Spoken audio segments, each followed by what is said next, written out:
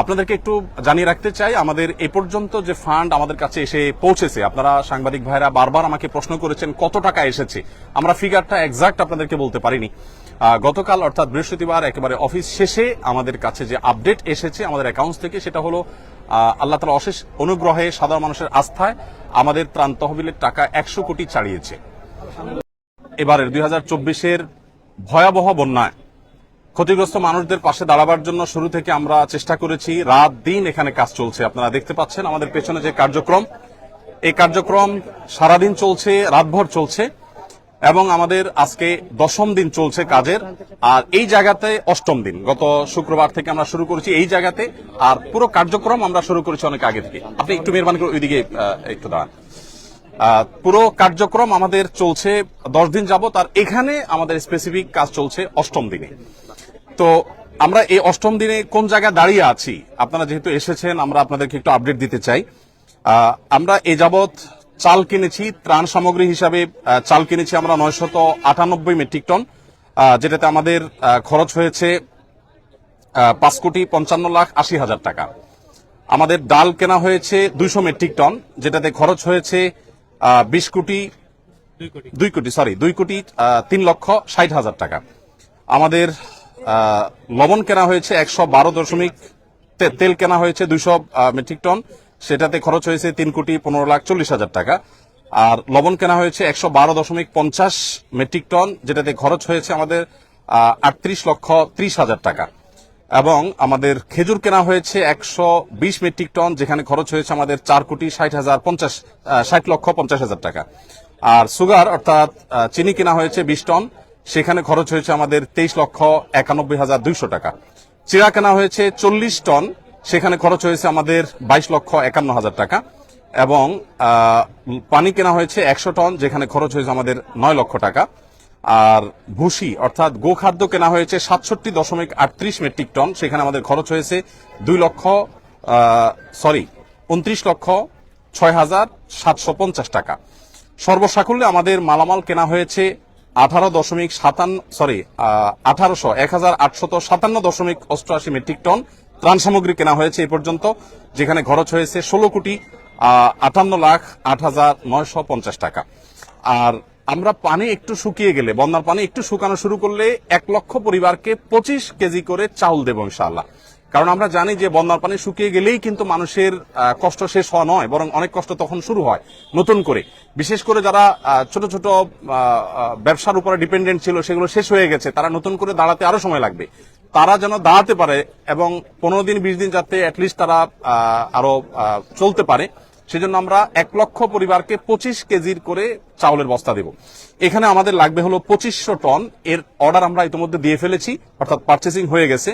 আগামী 3 বা 4 তারিখ ইনশাআল্লাহ, 3 তারিখে মাল ডেলিভারি পাবো, 4 তারিখ থেকে আমরা ডিস্ট্রিবিউশন শুরু করব ফেনীর যে সমস্ত এলাকা শুকিয়ে গেছে সেই এলাকাগুলোতে বিশেষ করে। সেখানে আমাদের খরচ হবে 14,15,00,000 টাকা। সর্বসাকুল্যে আমাদের মোট মালামাল যেটা এই পর্যন্ত আমরা কিনেছি, যার কিছু প্রস্তুত হয়ে বিতরণ হয়ে গেছে, কিছু প্রস্তুত হচ্ছে, আর কিছু ডেলিভারির অপেক্ষা আছে, সব মিলিয়ে দাঁড়াচ্ছে হলো 4,357.88 মেট্রিক টন ত্রাণ সামগ্রী। এবং এ পর্যন্ত এই ত্রাণ সামগ্রীর পেছনে আমাদের যে খরচ হয়েছে সেটা হলো 30,73,08,950 টাকা। আপনাদেরকে একটু জানিয়ে রাখতে চাই, আমাদের এ পর্যন্ত যে ফান্ড আমাদের কাছে এসে পৌঁছেছে, আপনারা সাংবাদিক ভাইরা বারবার আমাকে প্রশ্ন করেছেন কত টাকা এসেছে। আমরা ফিগারটা এক্সাক্ট আপনাদেরকে বলতে পারিনি। গতকাল অর্থাৎ বৃহস্পতিবার একেবারে অফিস শেষে আমাদের কাছে যে আপডেট এসেছে আমাদের অ্যাকাউন্টস থেকে, সেটা হলো আল্লাহ তাআলার অশেষ অনুগ্রহে, সাধারণ মানুষের আস্থায় আমাদের ত্রাণ তহবিলের টাকা 100 কোটি ছাড়িয়েছে। অর্থাৎ 100 কোটির বেশি ফান্ড আমাদের কাছে চলে এসেছে। এই ফান্ডটা আমরা কিভাবে খরচ করব আপনাদেরকে একটু আমরা জানিয়ে রাখতে চাই, আপনাদের মাধ্যমে মানুষকে আমরা জানিয়ে রাখতে চাই। প্রথমত একটু বলে রাখি, আসুন্নাহ ফাউন্ডেশনের সমস্ত প্রজেক্টগুলো বাস্তবায়ন করার আগে আমরা পাবলিকলি ঘোষণা করে বেনিফিশিয়ারি নির্বাচন করি, যাতে কোনো প্রকার পার্সিয়ালিটি না হয়, প্রত্যেকে যেন সমানভাবে পায়, ধর্ম বর্ণ নির্বিশেষে যেন সবাই সুযোগ সুবিধা পায়, সেজন্য আমরা বিশেষভাবে মনোযোগ রাখি। আর আমাদের প্রজেক্ট বাস্তবায়ন শেষে আমাদের প্রত্যেকটা টাকার হিসাব পাই পাই করে আমরা সোশ্যাল মিডিয়ার উন্মুক্ত প্ল্যাটফর্মে দিয়ে থাকি। আমরা 2022-এর বন্যায় অর্থাৎ সিলেটের বন্যায় 18 কোটি টাকার কাজ করেছিলাম, তার প্রতিটি টাকার হিসাব আমরা সোশ্যাল মিডিয়াতে দিয়েছিলাম। তেল কোন কোম্পানির কত টাকায় কিনেছি, আমরা কি পরিমাণ কিনেছি, লবণ, চাল, প্রত্যেকটা জিনিস আমরা ডিটেল এভাবে দিয়ে থাকি। তো এবারও ইনশাল্লাহ তার ব্যতিক্রম হবে না, প্রত্যেকটা টাকার হিসাব আমরা যথারীতি ইনশাল্লাহ যথাসময় দেবো আল্লাহ চাইন তো। হ্যাঁ আচ্ছা, হ্যাঁ এটা এখানে তো আপনার আমরা মৌলিক হিসাবটা দিয়েছি, এটার ডিটেল একটু একটু করে প্রতি লিটারের দাম কত পড়েছে সেগুলো ইনশাল্লাহ ডিটেল আমরা একেবারে চার্ট আকারে সোশ্যাল মিডিয়াতে আমাদের ভেরিফাইড ফেসবুক পেজ আমরা দিয়ে দিব। এখনো পর্যন্ত আমাদের এখানে ত্রাণবাহী 80টি গাড়ি গত কয়েকদিন আমাদের স্পটে পৌঁছেছে। আবার সেনাবাহিনীর মাধ্যমে আমরা অনেকগুলো কাভার্ড ভ্যান হস্তান্তর করে দুর্গম এলাকাগুলোতে তাদের মাধ্যমে বিতরণ করেছি আমরা। আজকে আমাদের এখানে যে কাজ চলছে, আজকে আমাদের এখানে সকাল থেকে জোহরের আগ পর্যন্ত 8টা কাভার্ড ভ্যান ফিল আপ হয়ে চলে গেছে এবং আজকে সর্বসাকুল্য আমাদের 23টা কাভার্ড ভ্যান ইনশাল্লাহ ভরবে। এখানে যে কাভার্ড ভ্যান গুলো আছে এগুলো মাল আনলোড হওয়ার পর আবার লোড হওয়া শুরু হবে, একদিক থেকে আনলোড হয় আর দিক থেকে লোড হয়। এখানে প্রতিদিন 2 থেকে 2,500 মানুষ কাজ করছে, সবাই স্বতঃস্ফূর্তভাবে কাজ করছে। এখানে ঢাকা ইউনিভার্সিটির সম্মানিত প্রফেসর, সিনিয়র প্রফেসর আছেন, কাজ করছেন, আমি চিনি ব্যক্তিগতভাবে। এখানে বাংলাদেশ সেনাবাহিনীর কর্মরত ব্যক্তিবর্গ, সদস্যগণ তারা আছেন, কাজ করছেন ছুটির দিনে। আবার এখানে কয়েকজন হিন্দু ধর্মাবলম্বী ভাইয়েরা কাজ করছেন এবং আমাদের আজকে দুপুরের খাবার ছিল বিরিয়ানি, তাদের জন্য আমরা আলাদা খাবার প্রস্তুত করেছি। যেহেতু আমরা জানি আমাদের হিন্দু ধর্মাবলম্বী ভাইরা গরু গোশত খান না, তাদের উপযোগী খাবার আমরা প্রস্তুত করেছি এবং তারাও কিন্তু এখানে শ্রম দিচ্ছে। আমাদের একজন অটো রিক্সা চালকের সন্ধান আজকে আমরা জানতে পেলাম যে তারা থেকে আমাদের ইউনাইটেড ইউনিভার্সিটি ওই জায়গা থেকে এইখানে কেউ ত্রাণের কাজে আসছে বললেই তাদেরকে ফ্রি তিনি আনা নেওয়া করছেন। তিনি আমাদেরকে বলেনও নাই, প্রকাশও করতে চান না, কিন্তু সামহাও আমরা জেনে গেছি। তো স্বতঃস্ফূর্ততা কতভাবে হতে পারে, কত ধরনের হতে পারে, সেটা আসলে আমরা আপনাদেরকে মানে বলে বুঝাতে পারবো না যে মানুষ কতভাবে স্বতঃস্ফূর্তভাবে কাজ করতে পারে এখানে, সেটা এখানে চলছে। তো আমরা একটু আপনাদেরকে জানিয়ে রাখতে চাই যে যত টাকা আমাদের কাছে এসছে এবং এক্সপেক্টেড আরো যে টাকা আসবে, আমরা কিছুদিনের মধ্যে ইনশাআল্লাহ আমাদের ফান্ড ক্লোজ করবো, অর্থাৎ এই তহবিলে আর আমরা ডোনেশন সংগ্রহ করবো না। আমাদের প্রত্যেকটা প্রজেক্ট বাস্তবায়নের ক্ষেত্রে আমরা এই নীতিমালা ফলো করি, একটা নির্দিষ্ট সময়ের পর আমরা বলে দেই এই প্রজেক্টে আর কোনো টাকা দেওয়া যাবে না, আমরা অফ করে দেই, কারণ আমাদের একটা প্ল্যান থাকে, প্ল্যান অনুযায়ী আমরা সাধারণত কাজ করে থাকি। তো এবারে আমরা যেটা আশা করছি যেটা করব সেটা হলো খাদ্যে ইতিমধ্যে আমরা 30 কোটি 73 লাখ টাকা খরচ করেছি, যেটার মধ্যে 2500 মেট্রিক টন চাল আমরা 4 তারিখ থেকে বিতরণ শুরু করব। আর এর বাইরে কৃষি এবং ব্যবসা যে ক্ষতি হয়েছে আমাদের কৃষকদেরকে তাদের পুনরায় কৃষি কাজ শুরু যেন করতে পারে, সেজন্য আমরা তাদেরকে অর্থ সহায়তা দিব। আমরা আসুন্না ফাউন্ডেশন থেকে ক্ষুদ্র ঋণ, সেটা আপনার সুদমুক্ত হোক আর সুদযুক্ত হোক, কোনোভাবে আমরা সুদ ঋণ দেই না, বরং আমরা সম্পূর্ণ ডোনেশন দিয়ে তাদেরকে দাঁড়াবার জন্য আমরা সহায়তা করি। তো সেই জায়গা থেকে কৃষি এবং ব্যবসা বলতে ছোট ছোট ব্যবসায়ী, একজন মুদি দোকানদার তার দোকানটা পুরোটা পানিতে আপনার শেষ হয়ে গেছে, তখন তাকে আবার একটা দোকান আমরা দাঁড় করে দেওয়ার জন্য কাজ করব। এই খাতে আমরা 30 কোটি টাকা খরচ করার পরিকল্পনা প্রাথমিকভাবে হাতে নিয়েছি, যে আমরা কৃষি এবং ব্যবসায় 30 কোটি টাকা খরচ করব। আমরা জানি যে প্রচুর মানুষ গৃহহীন হয়ে গেছেন, যারা গৃহহীন হয়ে গেছেন সেই মানুষগুলোর জন্য আমাদের পরিকল্পনা হলো যে আমরা 30 কোটি টাকা ইনশাআল্লাহ খরচ করব এই খাতে। অর্থাৎ যারা গৃহহীন হয়ে গেছেন, কাউকে হয়তো আমরা 10,000 টাকা দিয়ে সহায়তা করব, কাউকে 20,000 দিয়ে, কাউকে 1 লাখ দিয়ে। এটা ভ্যারি করবে যে কার অবস্থা কতটুকু, অর্থাৎ ক্ষতি কি পরিমাণ হয়েছে, কারণ আমরা জানি সবার একরকম ক্ষতি হয় নাই, কারোর একেবারে শেষ হয়ে গেছে সব, তাকে হয়তো 1 লাখ টাকা আমরা দিব। 1 লাখ টাকা বলতে 1 লাখ টাকা আমরা একসাথে দিয়ে দিব না, তাকে একটা নির্দিষ্ট সার্টেন অ্যামাউন্ট দিয়ে বলবো এই পর্যন্ত আপনি কাজ নিয়ে আসেন, তারপর আপনি দ্বিতীয় কিস্তি পাবেন, তারপর তৃতীয় কিস্তি পাবেন, যাতে করে টাকাটা পেয়ে গরিব মানুষ নষ্ট করে না ফেলে। এবং সমস্ত টাকা আমাদের অনলাইনে আমরা দিয়ে থাকি, মোবাইল ব্যাংকিং এর মাধ্যমে। নগদ কোনো টাকা আমরা সাধারণত দেই না, কারণ এখানে ট্রান্সপারেন্সির যে জায়গাটা সেটা তখন পরিচ্ছন্ন থাকে, কারণ যাদের মাধ্যমে আমরা দেবো তারা তো ভলান্টিয়ার, তো কারোর কাছে আমি টাকা দেবো সে আবার হস্তান্তর করবে, এটা আমরা করি না। আমাদের যে বেনিফিশিয়ারি তাদের যে ডিটেল, সেই ডিটেল পাওয়ার পর আমরা সেই ডিটেল অনুযায়ী তাদের কাছে আমরা পাঠিয়ে দিব অনলাইনে মোবাইল ব্যাংকিং এর মাধ্যমে। তাহলে কৃষি এবং ব্যবসায় 30 কোটি এবং গৃহ নির্মাণে 30 কোটি এবং শিক্ষায় 20 কোটি টাকা আমরা খরচ করার সিদ্ধান্ত নিয়েছি, কারণ আপনারা জানেন শিক্ষার খাতে আমাদের প্রচুর ক্ষতি হয়েছে। বিশেষ করে আমাদের যে সমস্ত শিশুরা, অনেকের আপনার বই পুস্তক নষ্ট হয়ে গেছে, পড়ালেখা পিছিয়ে গেছে, তাদেরকে আমরা স্বেচ্ছাসেবীদের মাধ্যমে কিভাবে পিছিয়ে পড়েছে তাদেরকে উদ্ধার করার, সেজন্য আমরা কাজ করব। আরেকটা জায়গা আমরা কাজ করব, সেটা হলো যে বন্যা যাতে প্রকোপ কমিয়ে আনা যায়, সেজন্য সুদূর প্রসারী প্ল্যান কিভাবে করা যায়, আমরা অনেকগুলো পরিকল্পনা মাথায় রেখেছি, এখনো চূড়ান্ত করি নাই। সেটা নিয়ে আমরা কাজ করব যে কিভাবে বন্যায় দুর্গতি কমানো যায়। আমরা শুধু ত্রাণ দিলাম সেটাই নয়, বন্যার পানি যাতে নেমে যাওয়ার রাস্তাগুলো পরিচ্ছন্ন থাকে, খালগুলো যাতে পরিষ্কার থাকে। বিশেষ করে এটা সরকারের যারা সংশ্লিষ্ট দায়িত্ব আছেন তারা দেখবেন নোয়াখালী, চৌমুহানী, লক্ষ্মীপুর এই এলাকাটাতে রাস্তার ধারে যে বড় খাল চলে আসছে, আপনারা জেনে থাকবেন আমি ওই এলাকার ছেলে, আমি ছোটবেলা থেকে এই খালগুলোকে দেখেছি, এগুলো দখল হয়ে আছে, অর্থাৎ দখলদাররা দখল করে আছে এবং এগুলো নাব্যতা হারিয়ে ফেলেছে, যার কারণে এই যে বন্যার পানি এটা নেমে যাওয়ার জন্য মিনিমাম যে খাল প্রয়োজন সেটা পর্যন্ত নাই, যার কারণে দুর্দশা আজকে চরম অবস্থায় পৌঁছেছে। আমরা যদি চাই যে প্রতি বছর এরকম ত্রাণ নিয়ে আমরা দৌড়াবো না বা দৌড়াতে হবে না, এটা যদি চাই তাহলে এই খালগুলো আমাদেরকে খনন করতে হবে এবং এগুলো নাব্যতা ফিরিয়ে আনতে হবে, এগুলো দখলমুক্ত করতে হবে। এটা বাংলাদেশ সরকারের কাজ। আমাদের যদি এখানে কোনো অংশগ্রহণ করার সুযোগ থাকে, আসন্ন ফাউন্ডেশন সম্পূর্ণ প্রস্তুত যে আমাদের ভলান্টিয়ার টিম নিয়ে, আমাদের ক্ষুদ্র ফান্ড নিয়ে আমরা ঝাঁপিয়ে পড়বো, যাতে করে প্রতি বছর বন্যা হলে আমরা ত্রাণ নিয়ে যেতে না হয় এবং বন্যা যাতে খুব বেশি দীর্ঘস্থায়ী না হয়। ফেনী, নোয়াখালী, লক্ষ্মীপুর আমি নিজে গিয়েছি, অনেক এলাকা আছে যেখানে পানি ঠায় দাঁড়িয়ে আছে, নামার কোনো নামগন্ধ নেই, 1 সপ্তাহ 10 দিন 15 দিন পর্যন্ত পড়ে আছে। তো সেটা যেন না হয় সেজন্য আমরা চেষ্টা করছি। ফাউন্ডেশন থেকে আমরা বিশেষ কিছু উদ্যোগ নিয়েছি, যে সমস্ত জায়গায় মোবাইল চার্জ দিতে পারছে না আমার বিদ্যুতের অভাবে, আমরা ভাসমান জেনারেটর এবং চার্জিং স্টেশন নিয়ে যাচ্ছি বিভিন্ন আশ্রয় কেন্দ্রে। দেখা যায় যে কলার ভেলায় করে কিংবা কোনো টায়ারে করে আমরা জেনারেটর নিয়ে যাচ্ছি। ইউনাইটেড ইউনিভার্সিটির এবং স্টেট ইউনিভার্সিটি স্টুডেন্টরা অনেকে আমাদেরকে জেনারেটর দিয়েছে, এসিআই আমাদেরকে কিছু জেনারেটর দিয়েছে, আমরা নিজেরা কিছু জেনারেটর ভাড়া নিয়েছি। এগুলো দিয়ে আমরা আশ্রয় কেন্দ্রে একসাথে 30-40টা মোবাইল চার্জ দিতে পারছি। তারা 7 দিন 8 দিন পরিবার সাথে যোগাযোগ করতে পারছেন না, এবং সেই সাথে জেনারেটর দিয়ে আমরা অনেক বাড়িতে পানি তুলতে পারছেন না বিদ্যুৎ না থাকার কারণে। তাদের আপনার স্যানিটেশন সিস্টেম ভেঙে পড়েছে, তাদের ওয়াশরুমগুলোতে পানি নাই, তাদের খাবার পানি নাই। তো আমরা এক্ষেত্রেও ভাসমান জেনারেটর নিয়ে বাড়ি বাড়ি গিয়ে আমাদের ভলান্টিয়াররা তারা তাদের মোটর চালু করে পানি ট্যাঙ্কিতে ভরার ব্যবস্থা করছেন। এর বাইরে আমাদের এখান থেকে যে বড় কাভার্ড ভ্যানে মালগুলো যায়, সেখানে ছোট ছোট অনেকগুলো পিকআপে করে মালগুলো একটা পর্যায়ে চলে যায়, তারপর আবার অনেকগুলো ট্রলারে করে বা ছোট ছোট নৌকা করে ভাগ ভাগ হয়ে দূর দূরান্ত এলাকাগুলোতে চলে যায়। দুর্গম এলাকাতে সাধারণত ত্রাণ দেই আমরা, রাস্তার ধারে শহরে সাধারণত ত্রাণ দেই না। এবারও আমি যতবার গিয়েছি 2 ঘন্টা 2.5 ঘন্টা 1.5 ঘন্টা ভেতরে ঢুকে তারপর আমরা ত্রাণ বিতরণ করেছি। আমাদের কাছে যে সমস্ত ত্রাণের সামগ্রী মানুষ দিয়েছে সেগুলো কিন্তু আমি যে হিসাব দিয়েছি এর বাইরে, অর্থাৎ আমাদের যে 4300 টন আমরা ত্রাণ সামগ্রী দিচ্ছি এগুলো আমাদের পারচেসিং করা। এর বাইরে আরো বহু জিনিস আমাদের কাছে এসেছে বিভিন্ন প্রতিষ্ঠান থেকে, বনরুটি, পাউরুটি, কেক, গুঁড়ো দুধ, মুড়ি, পোশাক, মেয়েদের পোশাক, ছেলেদের পোশাক, কারণ আশ্রয় কেন্দ্রগুলোতে তাদের পোশাকের দরকার হয়, এক পোশাকে চলে আসছে।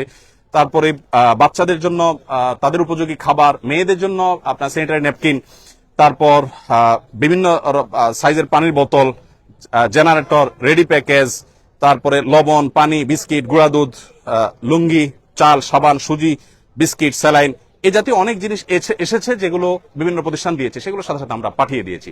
তো এই হলো আমার কাছে আপডেট যে 100 কোটি টাকা আমাদের ক্রস করেছে ফান্ড, সেটাকে আমরা কিভাবে খরচ করবো একটা পরিকল্পনা আপনাদেরকে দিয়েছি। আর পুঙ্খানুপুঙ্খ প্রতিটি টাকার হিসেব আলাদা করে আমাদের প্রত্যেকটা প্রজেক্টে যেভাবে করি ঠিক একইভাবে আমরা প্রজেক্ট শেষে ইনশাআল্লাহ আপনাদের মাধ্যমে জানাবো। আর ডিটেইল প্ল্যান যেটা সেটা আমরা জানাবো ইনশাআল্লাহ। আর একটা বিষয় একটু বলি যে আমাদের এই যে পরবর্তী কার্যক্রম হবে সেটা আমরা কিভাবে করব। আমরা অন্যান্য প্রজেক্টগুলো যেভাবে করি যে প্রত্যেকটা প্রজেক্টে আমরা উপকারভোগী নির্বাচনের জন্য কয়েকটা লেয়ারে আমরা কাজ করি। প্রাথমিকভাবে আমরা গুগল ফর্ম দিয়ে অনলাইনে বলি যে আপনার আশেপাশে যারা আছেন দুর্গত, অভাবগ্রস্ত, তাদের তথ্য দেন। যেমন বৈষম্যবিরোধী ছাত্র জনতার আন্দোলনে যারা মারা গেছেন তাদের জন্য আমরা ইতিমধ্যে বলেছি যে আমরা 5 কোটি টাকা বাজেট আমরা দিয়ে দিয়েছি, আরো 5 কোটি টাকা করার আমাদের স্বপ্ন বা পরিকল্পনা আছে। তো এইখানে কাজ করবার জন্য আমরা গুগল ফর্ম দিয়ে দিয়েছি যে আমরা কোনো লোক নির্বাচন করব না, আপনারা সাধারণ মানুষ সারা দেশ থেকে তথ্য দেন। তথ্য দেওয়ার পর এই বন্যার ক্ষেত্রে একই আমরা তথ্য নিব। তথ্য দেওয়ার পর যে সমস্ত স্টুডেন্টরা আছেন, কলেজ ইউনিভার্সিটি পড়ুয়া স্টুডেন্টরা আছেন, তারা অনেকে আমাদের স্বেচ্ছাসেবী, তাদেরকে আমরা এলাকায় পাঠাবো এই তথ্যগুলো ভেরিফাই করার জন্য। প্রত্যেকটা তথ্যের সাথে বাস্তবে মিলানোর পর তারা সুপারিশ করবেন, স্থানীয় ইমাম সাহেবরা সুপারিশ করবেন। এর পরের ধাপে এসে আমরা ইমপ্লিমেন্টেশন যাবো, অর্থাৎ তাদেরকে উপকারভোগী আমাদের সেই সেবাটা আমরা তাদেরকে দেব, যাতে করে উপযুক্ত ব্যক্তি পান। এখানে মাঝখান থেকে কোনো সুবিধা যেন নিতে না পারে অবৈধভাবে, অনৈতিকভাবে, সেজন্য আমরা খুবই সচেষ্ট। তো এই হলো মোটামুটি আমাদের কার্যক্রম। আর এর বাইরে যদি কোনো বিশেষ প্রশ্ন থাকে আপনারা করতে পারেন। জি, অনেক আগে তো আসলে সোশ্যাল মিডিয়াটা অ্যাক্টিভ ছিল না, যেহেতু এখন সোশ্যাল মিডিয়ার যুগ, প্রচারের ব্যাপার থাকে, যেহেতু অনেকে আগ্রহ হয়, তো প্রাণের যে ব্যাপারটা থাকে এখানে অনেক ছবি দিচ্ছে, অনেক কথা বলছে, ইসলাম কি বলে বা এটা নিয়ে যদি আপনি একটু। খুবই গুরুত্বপূর্ণ প্রশ্ন। আমরা যারা ত্রাণ কাজে নিয়োজিত আছি আমরা অনেকেই ফটো সেশন এত বেশি করি যে ফটো সেশনটাই যেন মুখ্য। এটা খুবই দৃষ্টিকটু। ইসলামী দৃষ্টিকোণ ভাই জানতে চেয়েছেন, আমি সে আলোকে যদি বলি, ইসলামী দৃষ্টিকোণ থেকে মানুষকে দেখাবার উদ্দেশ্যে কোনো কাজ করলে সেটার কোনো রিওয়ার্ড আল্লাহর কাছে আর পাওয়া যাবে না, বরং সেটা ভালো করতে গিয়ে আরো খারাপ হওয়ার সম্ভাবনা আছে। বিশেষ করে বন্যার ক্ষেত্রে আমরা বলি যে বন্যায় ধনী গরিব একাকার হয়ে যায়। এখানে একজন মানুষ হয়তো তার ছেলে প্রবাসে থাকে, তার বাবাকে যদি আমরা ত্রাণ দেওয়ার সময় ছবি তুলি, ভিডিও করি, অনেক বেশি ফটো সেশন করি, ছেলে দেখে নিশ্চয়ই সেটা তার কাছে ভালো লাগে, কাজ করবে না। এই জন্য আমি আপনাদের মাধ্যমে বিনীতভাবে আহ্বান করতে চাই, যারা ফিল্ডে কাজ করছেন তারা যেন এই কাজটা না করেন। আজকের দিনে অন্তত তিনটি মেসেজ আমি আমাদের টিমকে দিয়েছি, অর্থাৎ আমাদের টিম যারা কাজ করছে তাদের আমি বলেছি যে খবরদার ফটো সেশন নির্ভর কাজ যেন না হয়। হ্যাঁ, কিছু ফটো আমাদের নিতে হয় আমাদের ট্রান্সপারেন্সির জন্য, যেহেতু আমরা সোশ্যাল মিডিয়ার মাধ্যমেই ফান্ডটা পাচ্ছি, অতএব সোশ্যাল মিডিয়াতে তো আমাদের জানাইতে হবে। আমাদের অনেকে বলছেন ভাই অমুক এলাকায় কোনো কাজ হচ্ছে না, অথচ সেই এলাকাতে স্টিল আমি নিজে আছি, তখন আমাকে মেসেজ করা হচ্ছে ভাই এই এলাকাতে আপনাদের কোনো টিম যায় নাই। আমি বললাম আমি স্টিল ওখানে দাঁড়িয়ে আছি। এখন আমি যে দাঁড়িয়ে আছি এটা প্রমাণ করার জন্য তো ওখানকার কিছু ছবি, কিছু ভিডিও আমাদেরকে দিতে হয়। এটা হলো আমাদের ডোনারদের কাছে আমাদের যে জবাবদিহিতার জায়গাটা, সেটাকে পরিষ্কার করবার জন্য। কিন্তু এখানে আমরা চেষ্টা করি কোন উপকারভোগীর ছবি যদি আমরা প্রচার করি যথাসম্ভব ব্লার করে দেওয়ার। হ্যাঁ, এর বাইরে কাউরটা প্রচার করলে আমরা জিজ্ঞেস করে নেই যে আপনার ছবি আমরা প্রচার করতে পারে। অনেকে খুব খুশি মনে বলেন, নিজেই ফটো সেশন করেন যে হ্যাঁ আমার ছবি সহ যাক, কোনো অসুবিধা নেই। তো আমরা দায়িত্বশীলতার রক্ষা করার চেষ্টা করছি। তারপর আমি আহ্বান করব আমাদের টিম মেম্বারদেরকে, আমরা বলি অন্যদেরকে আহ্বান করব যে আমরা যেন এই ত্রাণ দিতে গিয়ে অন্তত ফটো সেশনটা খুব বেশি না করে ফেলি, প্রয়োজনের বাইরে যেন না করি, এটা আমাদের না করা উচিত। আমার একটা কথা হলো যে আপনি গত গণঅভ্যুত্থানে যারা আহত হয়েছিলেন ওইটার কোনো আপডেট আছে কিনা এখন আমরা বন্যার পাশাপাশি? জি ধন্যবাদ। আমাদের প্রত্যেকটা প্রজেক্ট কিন্তু চলমান আছে। একটা প্রজেক্ট আমাদের একটু ক্ষতিগ্রস্ত হয়েছে, সেটা হলো আপনারা জানেন আমরা 3 লক্ষ বৃক্ষরোপণের পরিকল্পনা করেছি। আমরা প্রতি বছর কিন্তু বৃক্ষরোপণ করি, এবছরই না শুধু। 3 লক্ষ বৃক্ষরোপণের এই প্রজেক্টটি আমাদের 1 লাখের কাছাকাছি এসে থেমে গেছে, কারণ তখন থেকে দেশে এই আন্দোলনের কারণে আর এই কাজটা আমরা চালাতে পারিনি। আর যেহেতু গাছ লাগানোর একটা নির্দিষ্ট সময় আছে, অতএব আমরা চাইলে এটা আর আগামী মাসে করতে পারবো না, এজন্য এই প্রজেক্টটা আমাদের থেমে গেছে। বাট ছাত্র জনতার যে আন্দোলন হয়েছে, বৈষম্য বিরোধী আন্দোলন, সেখানে হতাহতদের জন্য আমাদের যে সহায়তা, সেই সহায়তার যে কাজটা সেটা আমাদের চলমান আছে, এটা কিন্তু আমাদের থেমে যায় নাই। এবং এই ডিপার্টমেন্টে যাদেরকে দায়িত্ব দেওয়া আছে তাদেরকে বলা আছে দেশ বন্যা হোক, জলোচ্ছ্বাস হোক, যাই হোক না কেন তোমরা তোমাদের কাজ চালাতে থাকো।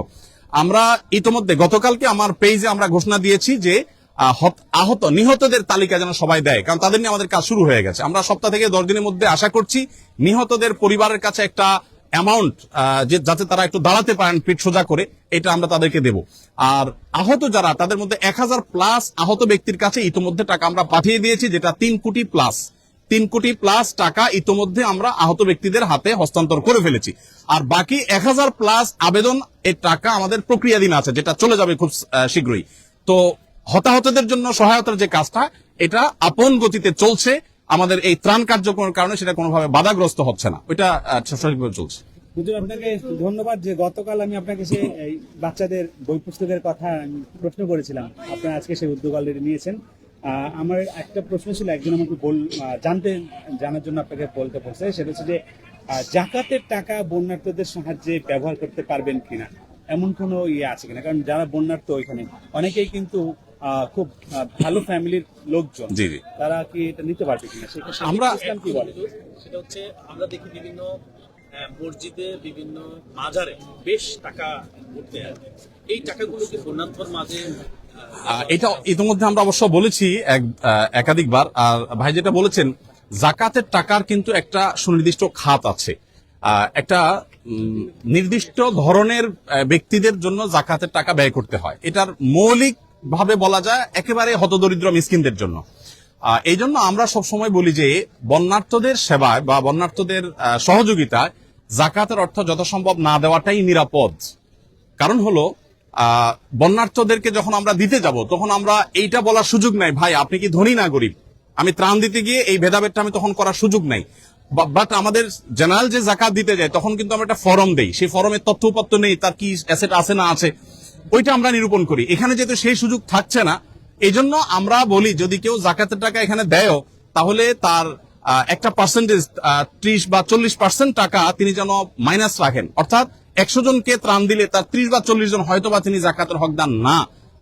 এটা মানে সর্বোচ্চ এর বেশি হওয়ার সম্ভাবনা কম আমাদের অভিজ্ঞতার আলোকে, সেজন্য বলি এটা বাদ দিয়ে রাখতে। অর্থাৎ জাকাতের টাকা ত্রাণের ক্ষেত্রে যদি জেনারেল ত্রাণের ক্ষেত্রে দেন তাহলে একটু হিসাব করে দিতে হবে।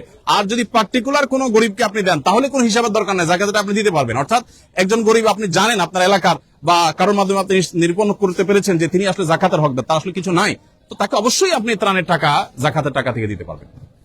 ধন্যবাদ।